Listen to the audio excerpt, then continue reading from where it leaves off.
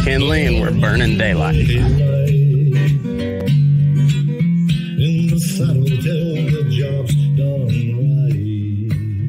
Welcome to Burnin' Daylight, the only podcast for the working cowboy.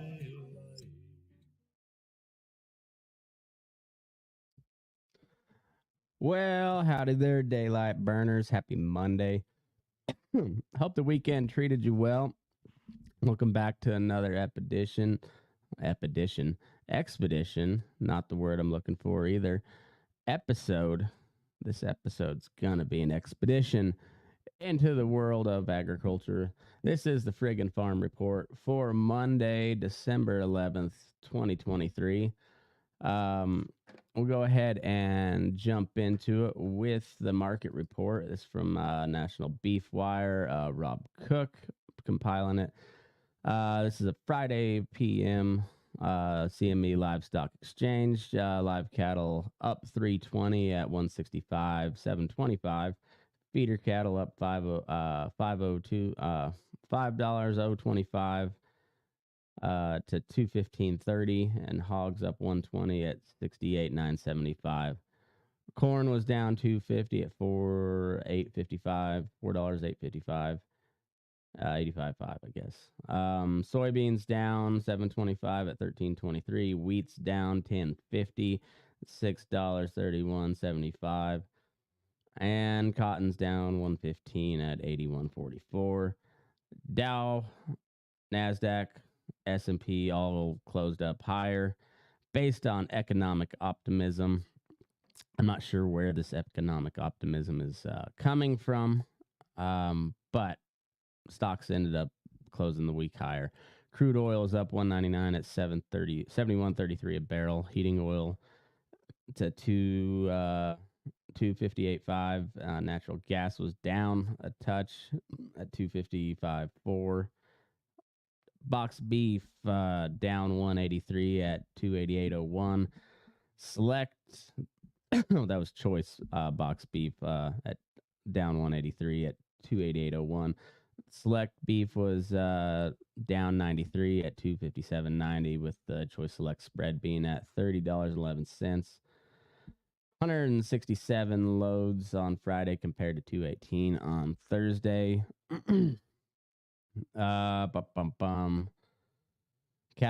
cattle trade in the Texas Panhandle for Friday, and Nebraska and the Western Corn Belt negotiated cash trade has been limited on light demand.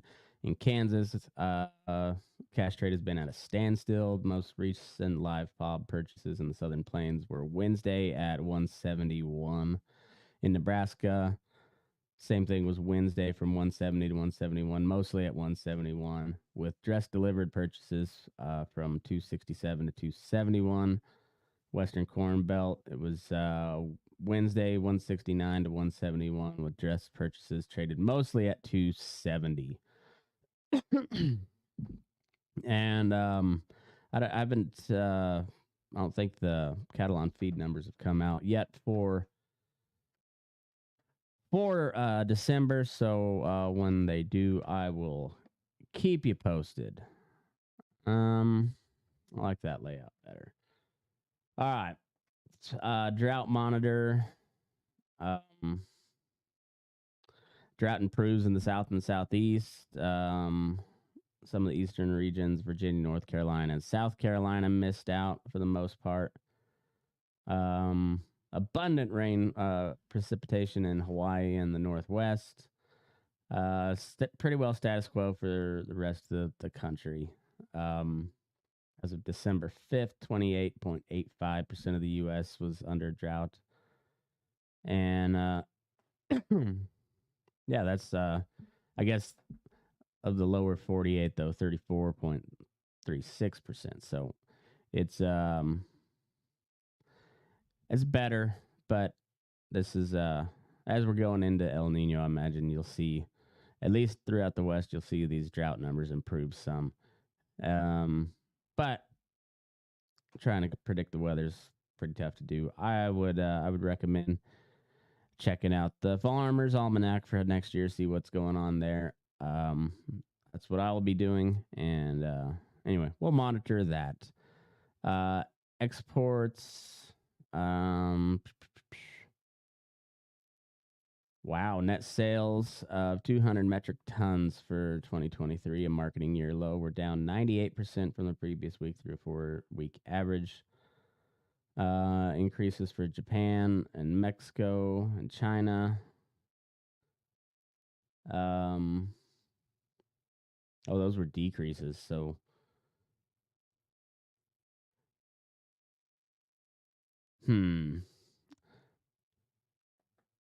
So they were up 7% from previous week, but down 2% from the 4-week average. Okay. Anyway, beef exports are down, it looks like, total. And comments from Dr. Andrew Griffiths says cow slaughter and heifer slaughter have continued at a rapid pace, which means the beef cow herd and heifers held for cow replacement are going to be extremely low to begin 2024 compared to 2023. Knowing there will be fewer cows and bred heifers means the 2024 calf crop is going to be an anemic number compared to 2023, where production expectations stand at this point for beef cattle in 2024. It has set the market up to support strong prices through the end of 2026. So we're going to have another lowest cow herd inventory since the 60s for 2024. But I mean, supply and demand, so less supply means higher prices on the demand side. So cattle slaughter, weekly reported cattle slaughter was at 635,000 head compared to the same last week and about 648,000 last year. Year to date is 30.46 million head, down from 4.7% last year. All right. Well, not a great outlook from the cattle markets and whatnot, but there's some. I would think there's some hope on the horizon. We'll I'll come to this article first. I'm going to jump ahead because China is now to significantly step up grain purchases from the U.S. Soft red winter wheat sales to China have more than quadrupled as the world's top agricultural importer embarks on a commodity buying spree to supplement rain-damaged crops. China's commodity buying spree could provide a needed boost to the U.S. wheat exporters, who have seen their market shrink over the last decade due to uncompetitive prices, a trade war, and stiff competition from Australia, Canada, and Europe. Wheat imports from Australia are down 27% so far this trade year compared to last year when the country made up 60% of purchases. Steep decline is opening the door to trading partners that have traditionally provided only small volumes. After net zero exports from Kazakhstan last year, for example, China's resumed large purchases from the country.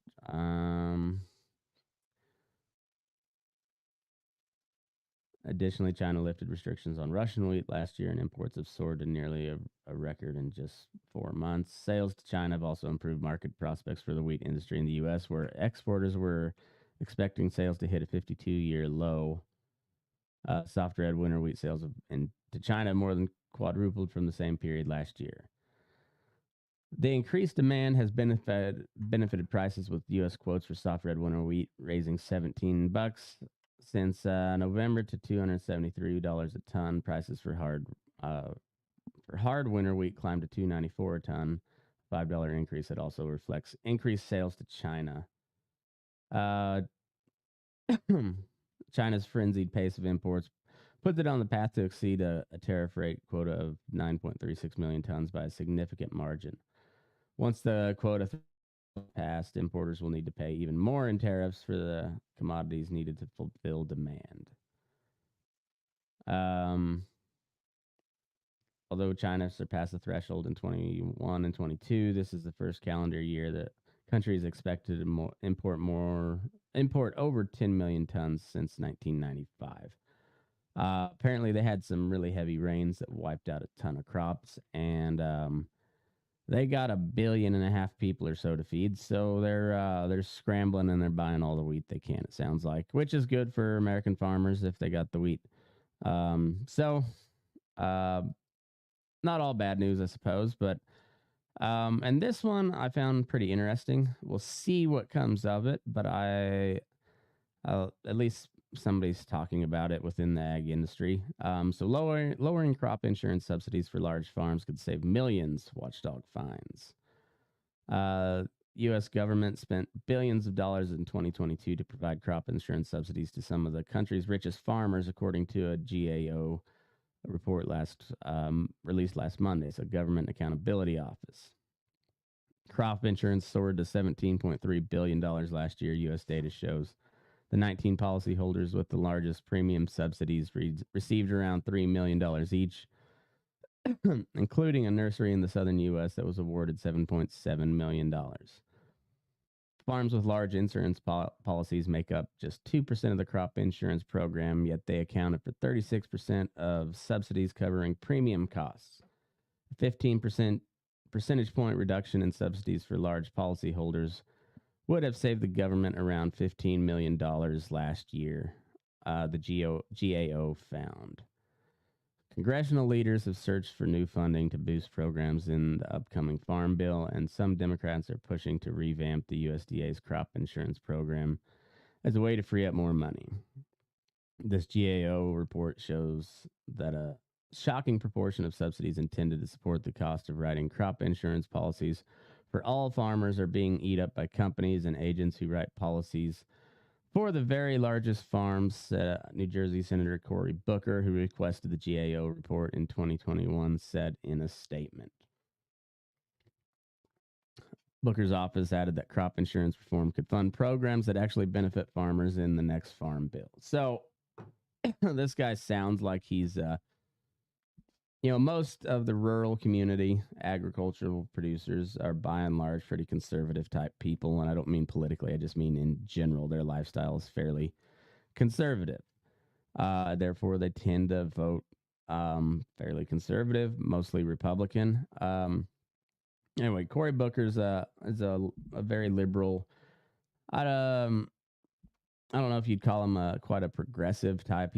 But he's very much like he's like a lefty liberal Democrat from New Jersey, which from being from New Jersey, just kind of like your standard Democrat from there, I would think. Maybe he's also like rumored to be gay. So he's more on the left wing side of the Democratic Party, I'd think. But he's not like full AOC or Ilhan Omar or anything like that. And he says some stuff every now and then that sound pretty good to agricultural producers until you hear him talk at length, and then you're like, oh, so you're not really wanting to save money. You're just it's all about like taking the money from these people who are richer and giving it to these people who are not as rich. And it's all wealth redistribution bullshit. And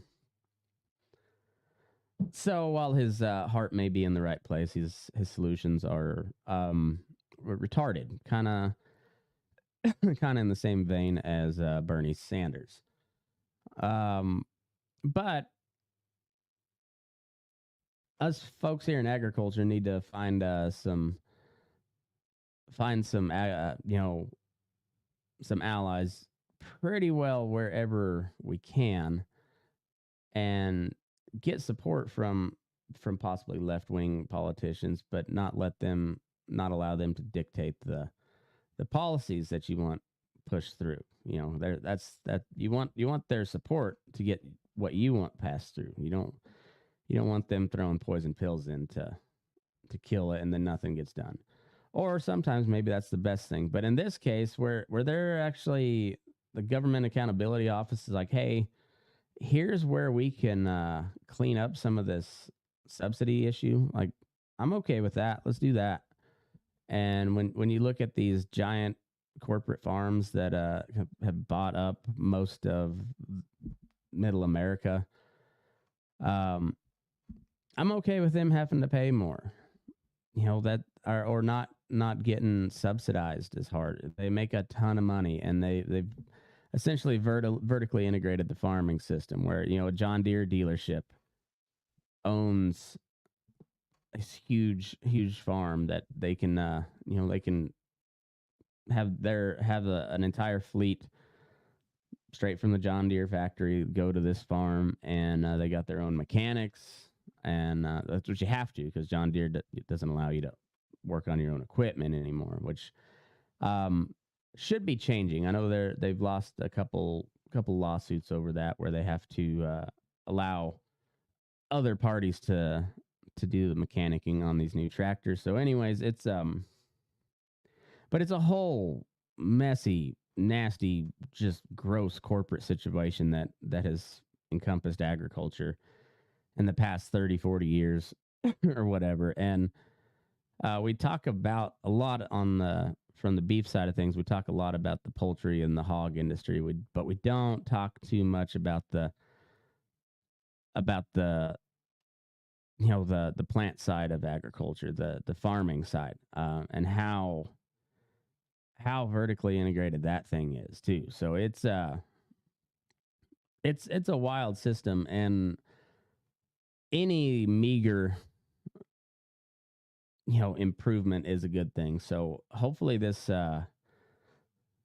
catches some steam. But to explain a little bit more, farmers buy crop insurance policies to cover financial losses for price declines or extreme weather events, while private companies sell the policies.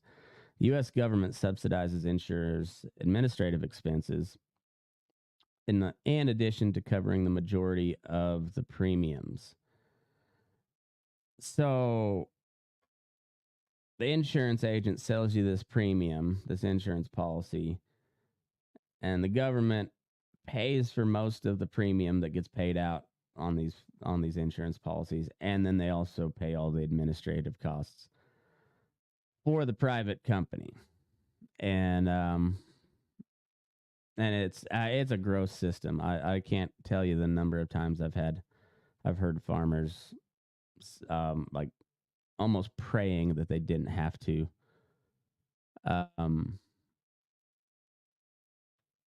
almost praying that they didn't have to harvest their crop, because they just wanted to collect that insurance premium. Crop insurance costs soared a whopping $7.9 billion from 21 to 22, USDA reported. Unlike other farm programs, producers can receive crop insurance subsidies regardless of income level. About 0.3% of all crop insurance policyholders are considered high income and make up around 0.5% of total premiums. So it doesn't seem like you're really going to solve that much if they only make up 0.5%. So, I don't know.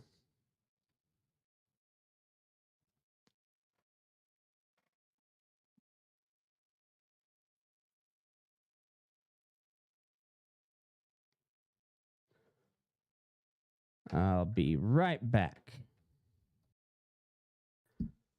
Okay, we're back again. Beyond lowering subsidies for high-income farmers, the GAO found that the U.S. government could also find significant savings by adjusting the insurance program's rate of return.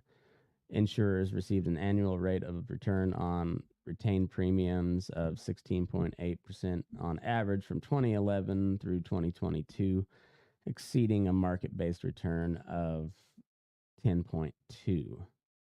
Adjusting the program's rate of return to more closely reflect market conditions could save the federal government, hundreds of millions of dollars per year, the GAO said in the report. Any changes to the crop insurance program would require legislation from Congress, which sets the subsidy rates. The Farm Bill prevents the government from renegotiating agreements that would reduce underwriting gains for insurance companies, a provision that would need to be repealed. So essentially, how that works is, since the government's backing up most of the premium, and they're paying the office office expensive, all the administrative expenses, getting paid by me and you through the government. And these insurance companies, they compete on the market by offering the best rate of return, and they're able to offer 6% above market rate because they're not paying out much of anything. They're just like a middleman for taxpayer money, and it's a good job. Not gonna lie, it's a pretty good job, but it's kind of gross when you think about it. Like, you're just like like, you're not even a real company, essentially. Like, because the government backs up all of your insurance premium, so it's just like you're just essentially another government entity, which is I don't know. I think you guys know how I how I feel about the government entities, but anyways, it's it'll be interesting to see if anything comes of this. I would venture to guess no, because it's too good of money for everybody involved, except for the taxpayer. But here this week was the COP28 summit over in, I think it was in the UAE. So it was big climate summit or whatever. And so this headline here: U.S. agencies unveil collaborative food waste prevention strategy at COP28. U.S. EPA Administrator Michael Regan announced the draft national strategy for reducing food loss and waste and recycling organics on Saturday at the COP28, the annual climate conference. The strategy takes a whole of government approach to improve circularity for organics, whatever the hell that means.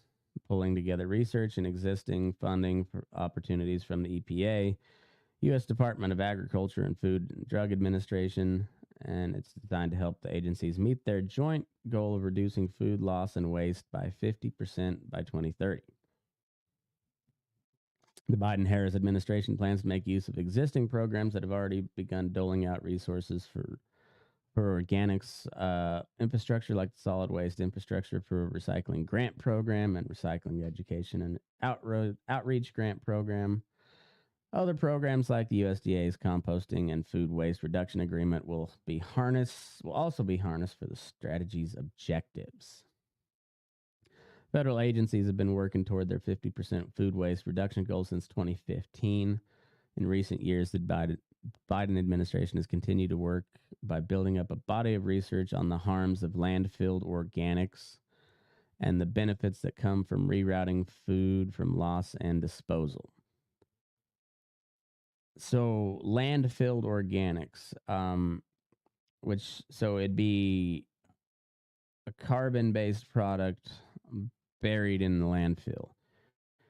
Now, if you remember from some of my previous farm and ranch reports, the part of the idea between regenerative agriculture is to put the carbon back in the soil to be, to help build up your topsoil and everything. And I guess that's supposed to be a better use of the carbon for the environment or something. But here we are now. They're saying that's a bad thing because it's in a landfill. But doesn't that sound like compost? Like when you bury a bunch of food waste and it gets hot, and like it all decomposes, it gets pretty nasty. But then it makes compost, which you put on your garden or your farm fields, and it makes excellent fertilizer and helps create a better topsoil. And so I don't know what the issue is. Like, seems like burying food waste, like if you can't get rid of it through feeding it to something else, burying it for compost is probably the next best bet, I'd think. But they're saying this is a bad thing. So in October, the agency the agency released a study finding that 58% of methane emissions from landfills comes from organics, including yard and food waste. It determined that most of those emissions occur in the first few years organics are landfilled, often before gas capture systems are installed. The issue of landfilled food is also growing. The EPA found that 62.5 million tons of food was landfilled in 2020, double the total in 1990. Meanwhile, the administration released a national strategy on hunger, nutrition, and health last year that included a goal to reduce barriers to food recovery. The strategy cited USDA research finding that 1/3 of all food in the U.S. goes uneaten and set deliverables to reduce that waste, including the development of the food loss strategy. Well, I'm sure they got a great strategy. But 1/3 of all food, if that's even close to accurate, that's disgusting. We're such a fat nation. It's awful. Yeah, I don't know about all you guys. I'm kind of been on a fitness kick here lately, and I'm going to continue it because I feel good, and so it's good to be able to keep up with my kids, and they're just going to get faster and stronger, and I gotta work harder to stay not fat. So I'm going to do that, but I'm thinking about doing carnivore diet for the month of January just to see how I do and how it feels. and it's just a month and yeah, it might be awesome. I don't know. But I'm going to try it. Anybody wants to join in with me, let me know. We might make a group or something for it and post some ideas or whatever. And if anybody's done it before, hit me up and what your tips are. I'm not going to do a strict carnivore. Like I'm going to use I'm going to eat peppers and onions and stuff, and then I still use my OptiGreens 50 from First Form. Great company, by the way. Really make really great health supplements and just a good company. Check them out. firstform.com/burning-daylight. Free shipping on orders over $75. They got their holiday flavors out now. It's all peppermint based. Peppermint bark, protein powder, peppermint mocha on the collagen, which you can put in your coffee. Great stuff. Highly recommend it. And you should try it. There's a lot of easy things you can do to improve like your gut health and just overall health by just taking a few supplements. And then you start eating right and working out a little bit better, and then you're really cooking with fire. But that's a topic for another show. Food loss and waste poses a real challenge to agriculture, food, and climate. In order to tackle this program and in turn build a resilient food system and mitigate climate impacts, we must explore and implement innovative solutions, Agriculture Secretary Tom Vilsack said in a statement.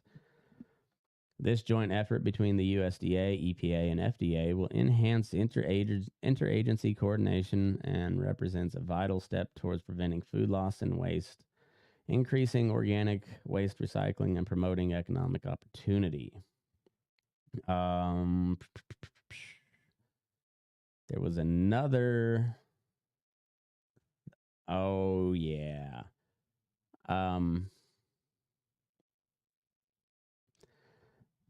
Because, like I said, the further you read into these things, it sounds really good. Yeah, we need to cut back on our food waste.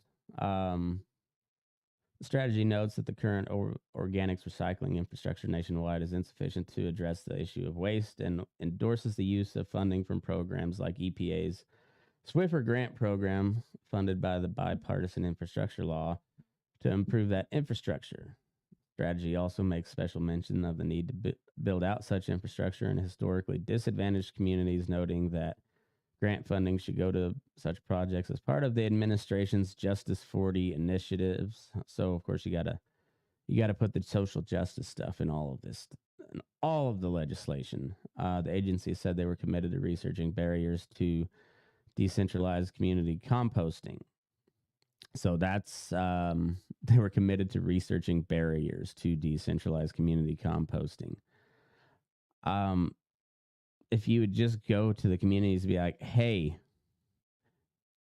you could make a community compost pile, and it'd be a good thing, and I bet you it'd just happen. Like they'd do it on their own. Maybe they didn't have the idea, but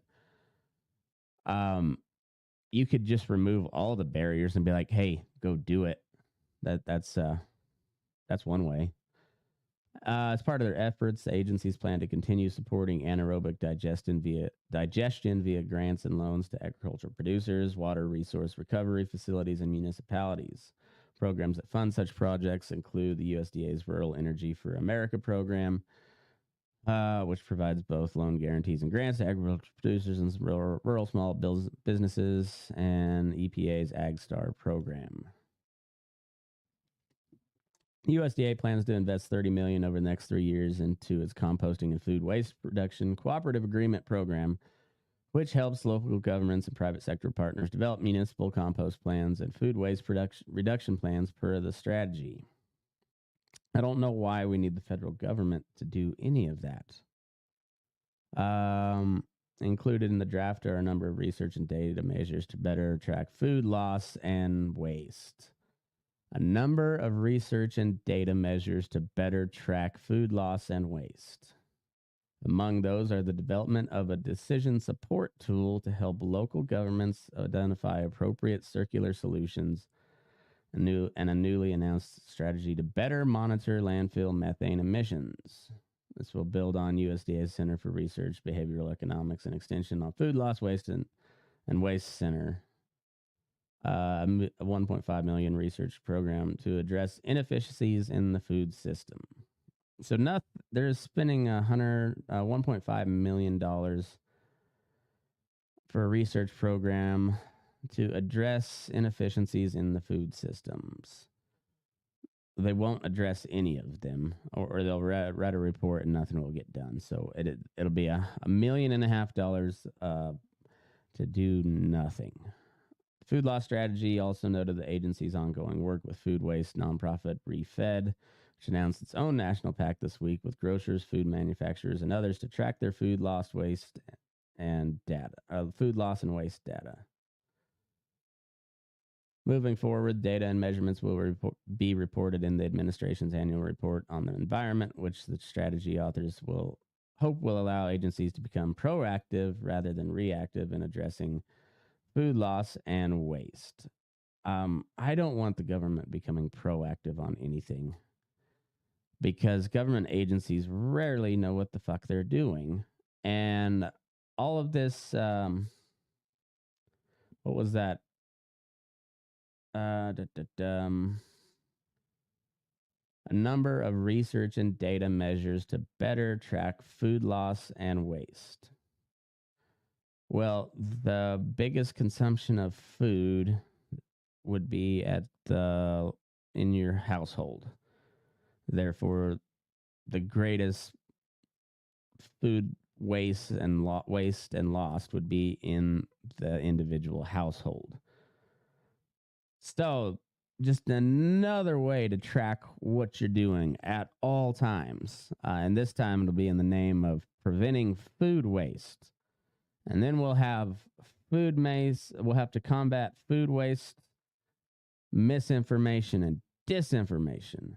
And then we'll have to monitor, like every time you repost a food porn picture, of like some just delicious, ungodly, unhealthy burger that it's got like 19 different add-on ingredients that you just want to make sex in your mouth with it, but it's probably going to kill you at some point. Like if you post that, you get a ding on your credit score, because that's going to lead to food waste at some point, and that's bad.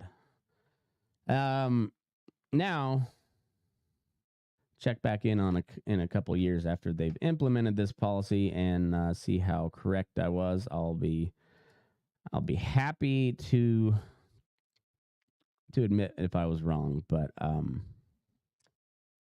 anyway, I don't see this being a good thing whatsoever. And then moving on to the rest of the COP28 stuff. Sum it up, it's a giant circle jerk of who can be the best little climate dude on Earth, and so they're all talking about how they're gonna ramp up their efforts to cut down emissions and invest more in regenerative farming and climate friendly this, climate friendly that, and we're all gonna do our part to make these fuckers eat bugs. And then so this is kind of a follow up on I don't remember if it was last week or week before, but Tyson's insect bet will spur further adoption in the space, an IFT member says. Protein producers adopting bugs for use in animal feed provides a lower barrier for entry, potentially making it easier to introduce insects into consumer diets, experts say. I wonder who these experts are. While the prospect of eating food insects sounds unacceptable to many consumers, industry leaders see significant promise in their ability to help meet the need for a more sustainable supply chain and more protein. Alexandra Kazak's PhD and RD, member of the nutrition division at the Institute of Food Technologists, said the entry of Tyson Foods into the insect space lends its legitimacy. The meat giant recently announced a strategic investment with the startup Protix to boost insect ingredients for use in the food supply chain, specifically for use in animal feed. Despite Tyson not investing in insects for use in human food, Kazakh says it comes as industry players are taking the prospect of implementing bugs into the food system seriously, and scaling up production can help it meet that demand. Insect farming, she said, currently lacks the infrastructure for widespread adoption. The space can help solve costly issues, she said, including feedstock availability, disease management, and environmental sustainability. Tyson's interest in insect ingredients as an extension of their existing business is a clear indication of the potential that this market holds, Kazakh said. As food and beverage companies work to overhaul their supply chains to reduce their carbon footprint over the next decade, implementing insect protein into their operations could drive down their use of resources. 8 square meters of land are needed to grow a pound of crickets compared to 115 square meters needed for a pound of beef, producer Cricket Powders said. Yeah, but nobody's dying to eat a pound of crickets. Like, nobody's like paying good money to go out to a nice restaurant and eat a pound of crickets. Not that I'm aware of. But every day people will pay good money to go eat a pound of beef. According to the IFT expert, companies starting with using insects as animal feed could provide fewer barriers for entry into the space with lower costs. By starting with animal feed, companies can gain experience, refine their methods, and develop more efficient production processes before expanding into the potentially larger and more competitive human food market. While insect protein is gaining steam in the West, it's really not. They're pushing it hard, but it's not. As an ingredient, it is still met with skepticism and an ick factor from many as an actual food source. Consumers who are unfamiliar with the use of insects as a protein source may take a while to be convinced based on their association of bugs with disease and disgust. But as consumers increasingly seek out protein in their food and beverage items, insects provide a new frontier. Cricket flour, for example, contains between 12 and 20 grams of protein per 100 grams serving. Kazakh said producers should tailor insect-based products by emphasizing their positive attributes, even if they don't align with their taste and texture preferences.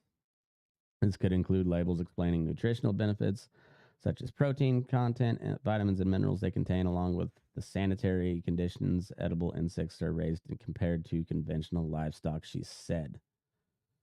To address this unfamiliarity, it would be helpful to introduce insect-based products in a way that is not intimidating and emphasizes their nutritional benefits, their potential as versatile, inconspicuous ingredients in food products. Adventurous eaters looking for new protein sources are the most likely consumers to try new products made with insects. I doubt that. They're more likely to go hunt something and eat that. Future insect-based products could include dietary supplements, flavor enhancers, powders, bars, and burger patties, according to Kazakhs. Get your cricket burger. It's good for you, kids. Similar to other alternative protein products, producers also stand to benefit from stressing how much less carbon and water it takes to produce edible insects than livestock, she said.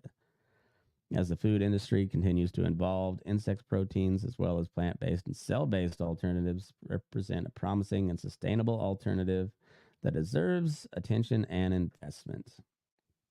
I respectfully disagree, Dr. Kazakhs.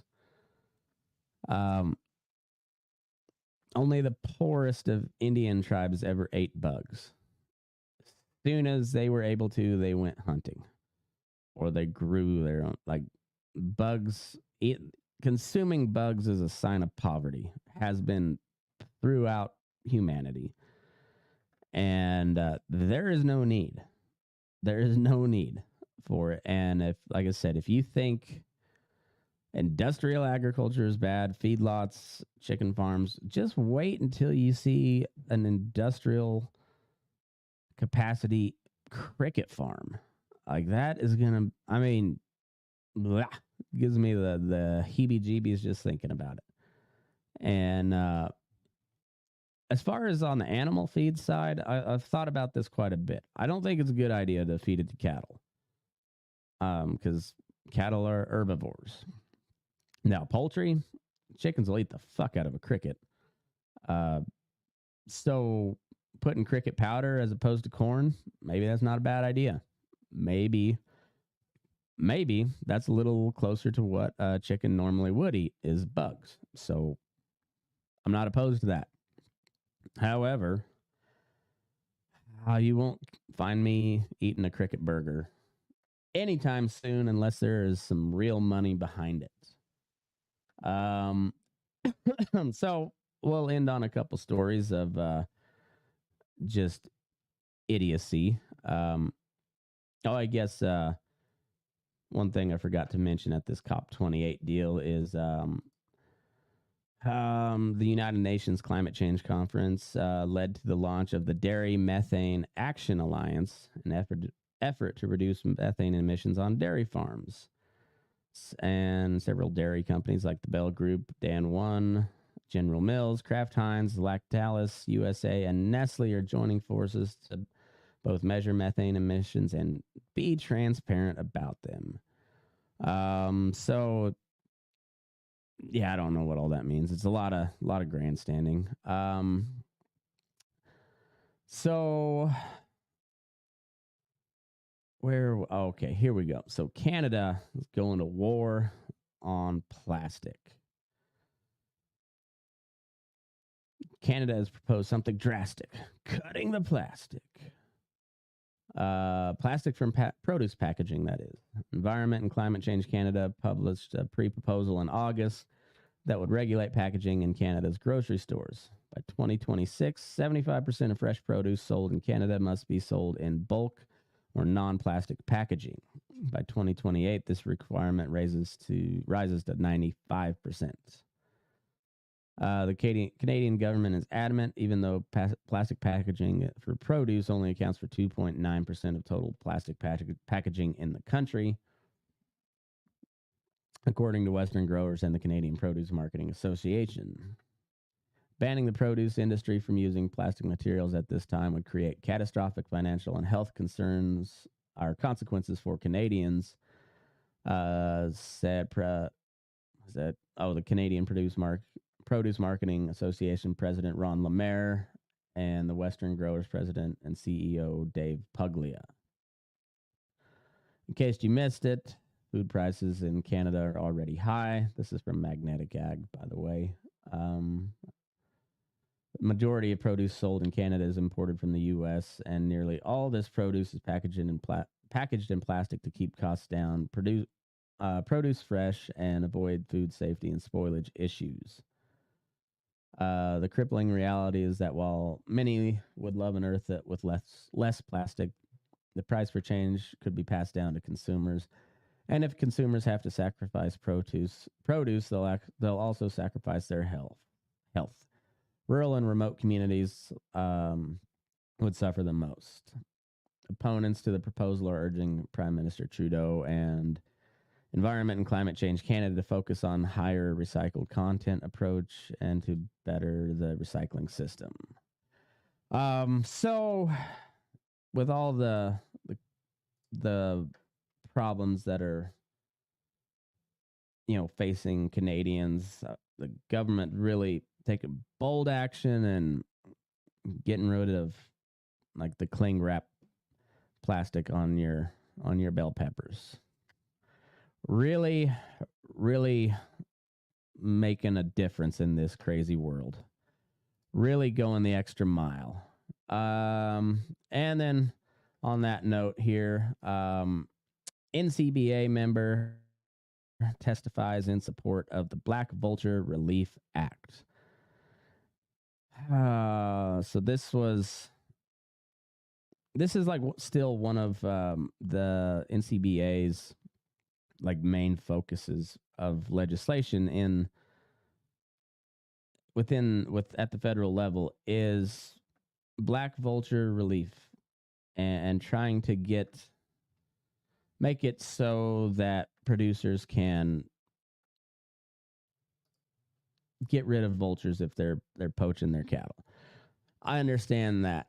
What I don't understand is with the shambles that the cattle industry is in right now, like with the crunch of inflation, drought, the consolidation of the meatpacking industry, forcing the small ranchers out of business at an alarming rate. The small feedlot operators are almost all gone, with an increasing concentration of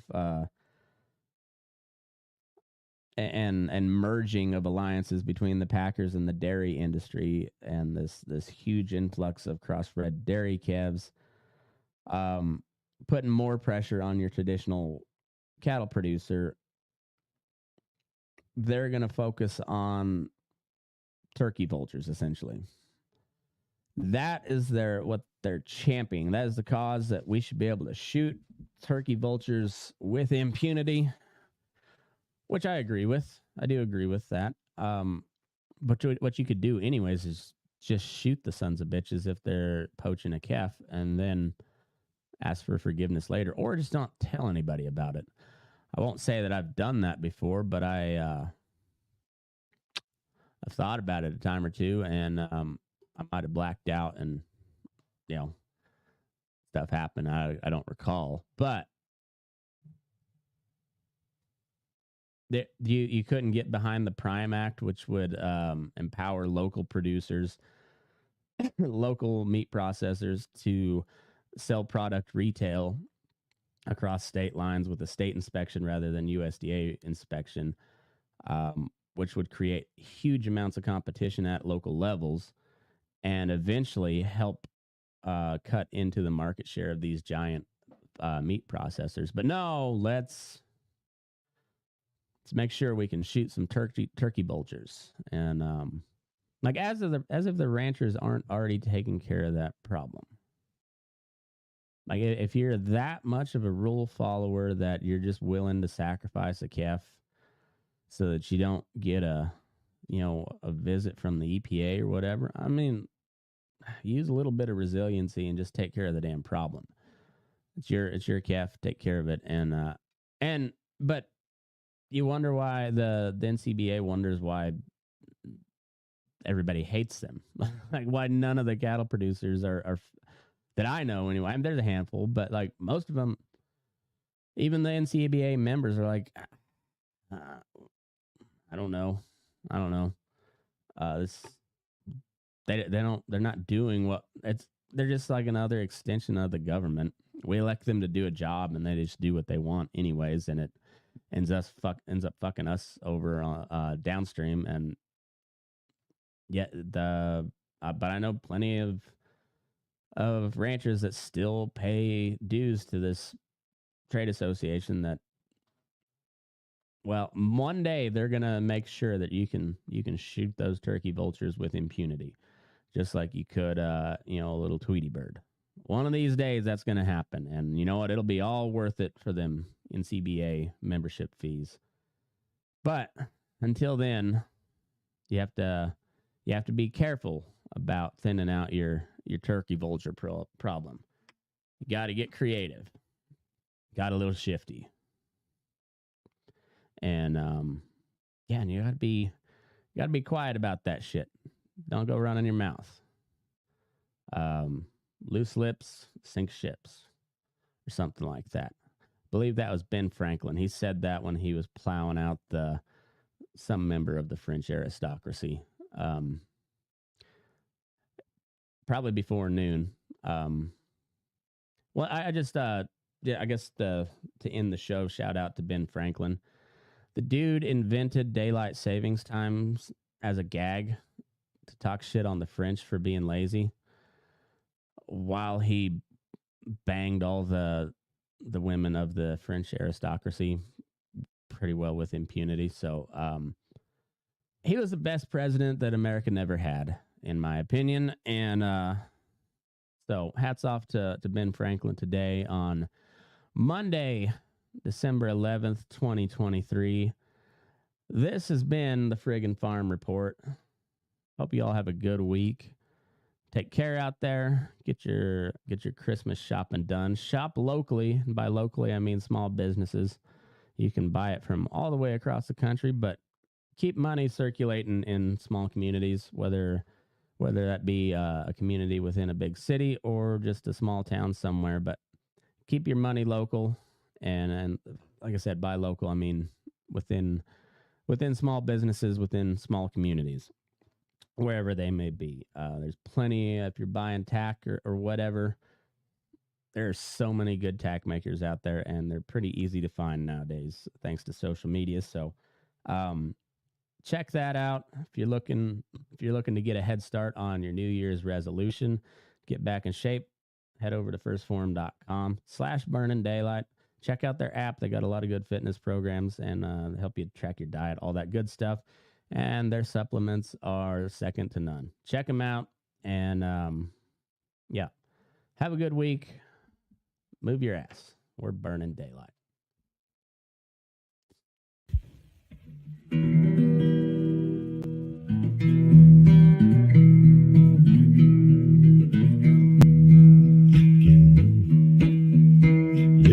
Up in the morning, beneath the stars so bright.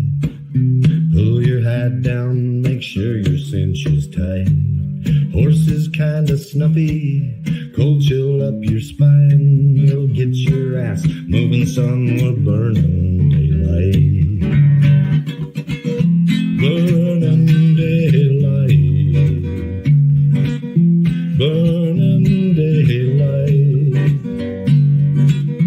In the saddle till the job's done right. Burning daylight. Well, life is just a gather, and you won't catch 'em all.